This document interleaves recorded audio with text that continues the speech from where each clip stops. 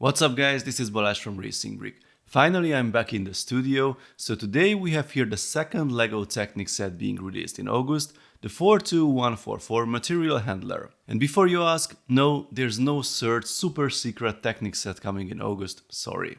The front of the box shows the machine being busy at job, which must be its first day for sure as it is way too clean for that environment.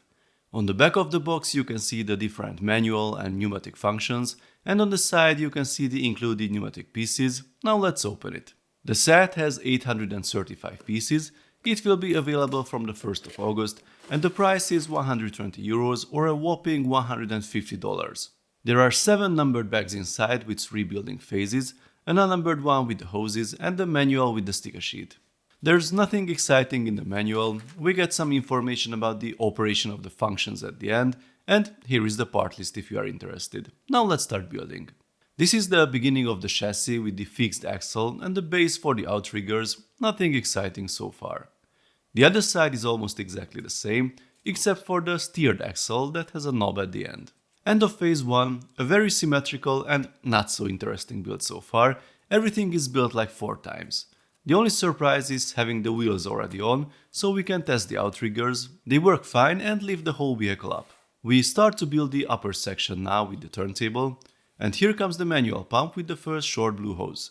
These pieces are super annoyingly difficult to align, it takes some time to push them in place properly. It is always satisfying to see a nice Pythagorean triangle made of LEGO pieces. Here comes our first stickered panel, the LT logo looks nice. Not sure if these are the initials of the designer or simply short for LEGO Technic.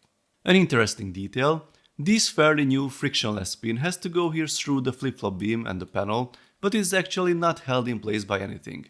Why were these used here? The solution comes soon, but before that we need to put this valve in place. So here's the solution. There's a red transparent cheese slope in front of that pin. If the pin would be a simple black one, then I guess the red wouldn't be that visible. Or the designer simply wanted to give us 2 of these new pins in the set. 2 more valves are added, and then we have to connect all of them with the pump. Time to build the cabin with the obligatory blue seat. This will be our lifting mechanism with the worm gear inside. And here's the whole linkage in action. After a few details added, now we put the cabin assembly in place, and then the whole thing is attached to the chassis. Here is the new dark bluish grey pneumatic cylinder, which is a bit weird as I don't think it was recolored for this set since it includes a small yellow one as well. The hoses are longer in reality than in the manual as usual, and there's a weird coloring issue for the grey ones, it is dark in the manual, light in reality. Even more hoses to add, make sure to pay attention to the color coding. The head has a quite interesting structure, built around half beams, and this is how it looks like with the claws added. Yet another cool assembly with the half beams at the core, and now it's time to join these two. This is how the grabber will work. We've seen this small cylinder last time 4 years ago in the forest machine, it got a new ID just to confuse us. Do you remember when I told you to pay attention to the hoses? Well, apparently I did not pay attention. I should use the shortest ones here, but I only have the ones in the middle. Apparently I made a mistake here, I should have used the longer ones, but I used the short ones. Why? Because the green check mark was in the top line, although it belongs to the one in the middle. Now I have to swap these, then I can use the short ones at the proper place. Time to attach the grabber to the arm. Here's the next piece of the boom, and a tricky way to connect these beams from the 2 sides. And now we have to put everything together, and then comes the challenge of connecting all the hoses hanging around. Now here's the cover for the rear section, a few pieces to control the valves, and we are finished. So, here is our completed build. It looks nice, the color scheme is good. Reminds me very much of Big Red, the rough terrain crane from a few years ago.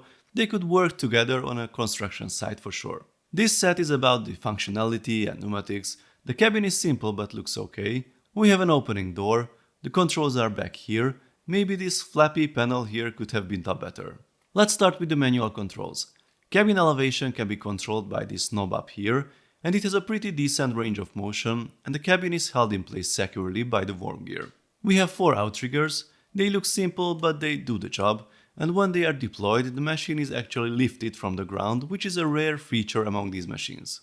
We have steering on one axle, controlled by this knob at the rear or front, it basically doesn't matter. The superstructure can rotate fully around. And now to the pneumatic controls.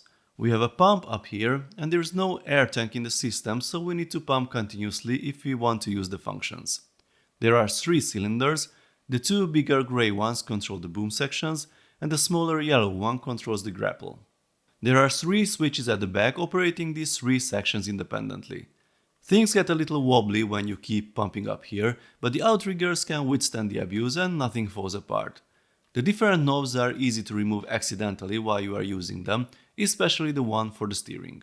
The whole control system with pneumatics has its pros and cons. It works definitely faster than a linear actuator with manual controls. If you remember the compact crawler crane from 2019, it took ages to control all the functions.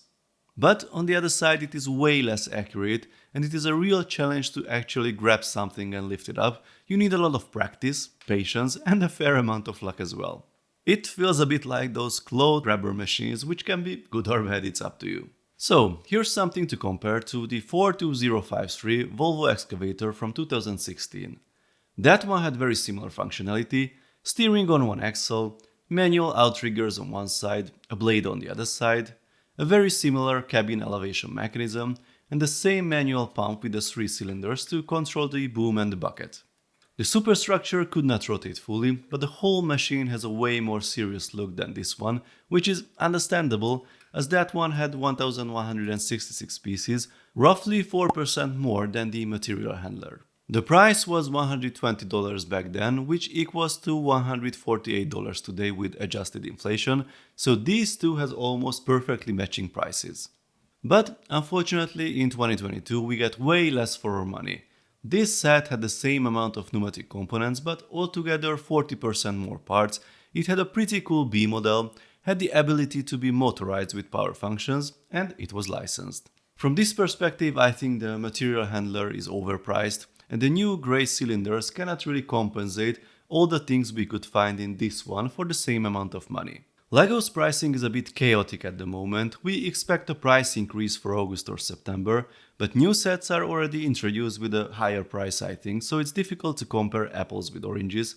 But currently, this heavy-duty tow truck has the exact same price tag as the material handler, which is pretty crazy for me. With cool pneumatic and mechanical functions, more than 2000 pieces, I think this one is a much better deal. It does not have the same functionality though, so if you are really looking for something like this, then I would suggest to wait a few weeks or months and see what the real retail price will be. Please let me know your thoughts in the comments. If you like this video, then please give it a thumbs up. I also suggest to subscribe with notifications as more exciting LEGO videos are coming soon. See you next time, bye bye.